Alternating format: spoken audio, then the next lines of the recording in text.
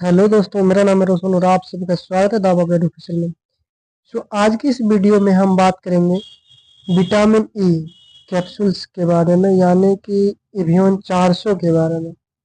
देखो, सीधी बात है, ये कोई जादू की गोली नहीं है जो खाओगे और स्किन चमक जाएगी, खाओगे और बाल झड़ना बंद हो जाएगा। नहीं, ये एक न्यूट्रिएंट है। इसकी जरूरत है तो काम करेगा, नहीं है तो नहीं करेगा। तो सबसे पहले विटामिन ई क्या करता है? ये एक एंटीऑक्सीडेंट है। इसका मतलब है कि बॉडी में होने वाले ऑक्सीडेंटिव डैमेज को रोकता है। आसान भाषा में समझें तो ये बॉडी को अंदर से जंग लगने से बचाता है। अब आते हैं फायदे पर। इसका पहला फायदा आता है स्किन रिपेयरिंग में। स्किन बहुत ज़्यादा ड्राई रहती है तथा डल लगती है, तो विटामिन ई कोशिकाओं को रिपेयर करता है और ड्राइनेस को कम करता है। दूसरा फायदा आता है हेयर ग्रोथ सपोर्ट में। स्काल्प ये स्काल्प सर्कुलेशन सुधारता है, मतलब जड़ तक न्यूट्रिएंट्स को पहुंचाता है, जिससे हेयर फॉल कम हो सकता है। तीसरा फायदा आता है लिप और नेल्स। क्रैक्ड लिप्स और वीक नेल्स में इम्प्रूवमेंट देखा गया है। चौथा आता है इम्यूनिटी बूस्टर। थोड़ा ये इम्यून सिस्टम को भी सपोर्ट देता है। लेकिन सुनो, ये सब तभी काम करता है जब शरीर में विटामिन ई की कमी हो। अगर कमी नहीं हो तो ये इसका फायदा जीरो है। अब बात करते हैं एवियन 400 कैप्सूल की।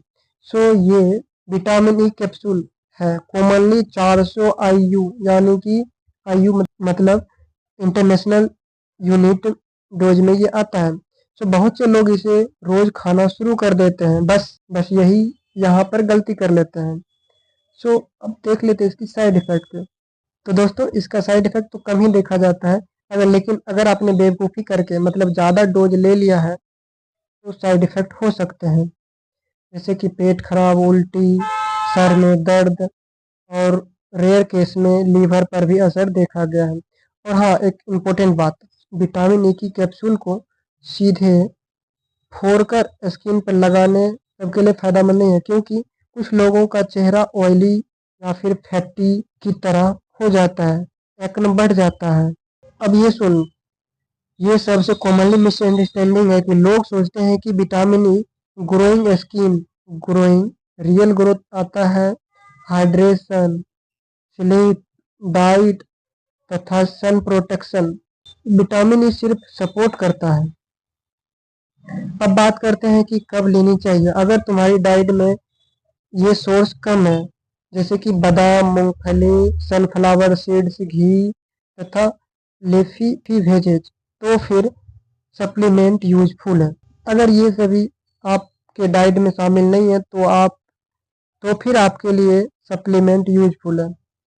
लेकिन अगर तुम्हारी डाइट पहले से ही फैटी है, मतलब कि तुम पकोड़े, समोसे, फ्राइड ऑयली खाना खूब खाते हो, तो ऊपर से और ये विटामिन ई की गोली भी अगर ले रहे हो, तो ये ओवरडोज कर देता है। तो फिर ये ओवरडोज हो जाएगा। अब मेरी बात को ध्यान से सुनो। बहुत सारे इंटरनेट पर 99% इन्फ्लुएंसर खुद ही करते हैं, बोलते हैं कि भ्यून खाओ,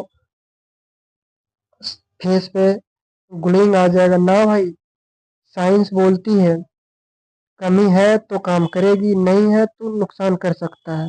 विटामिन ई अच्छी चीज़ है, लेकिन इसको ट्रीट करो जैसे कि दवा, बिना सोचे समझे मत लेना।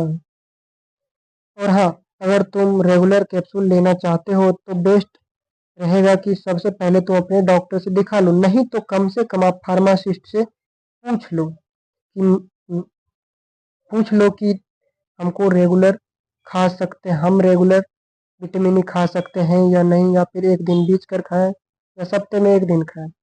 तो दोस्तों, कैसी लगी ये जानकारी आप जरूर कमेंट करके बताएं, तथा इस चैनल पर आपको ऐसे ही सच्ची और प्रो लेवल्स की मेडिकल जानकारी मिलेगी।